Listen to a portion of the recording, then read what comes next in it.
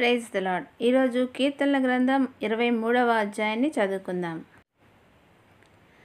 నా కాపరి యెహోవా, అందుచేత నాకు కొదువ అంటూ ఉండదు. ఆయన నన్ను పచ్చిక మైదానాలలో పడుకోబెట్టుచున్నాడు. ప్రశాంత జలాల దగ్గర నాకు దారి చూపుతూ ఉన్నాడు. నా ప్రాణానికి సేద తీరుస్తున్నాడు. తన పేరు ప్రతిష్టల కోసం నన్ను న్యాయసమ్మతమైన మార్గాలలో నడిపిస్తూ ఉన్నాడు. చావు నీడ ఉన్న లోయలో నేను నడిచినా ఏ కీడుకు భయపడను. ఎందుకంటే నీవు నాతో ఉన్నావు.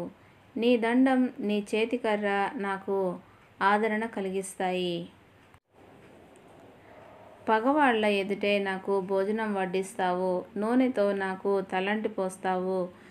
నా పాత్ర నిండి పొర్లి పారుతూ ఉంది. నా జీవితకాలమంతా మేలు, అనుగ్రహము నన్ను వెన్నంటి వస్తాయి. యెహోవా గృహసీమలో నేను శాశ్వతంగా నివాసం చేస్తాను.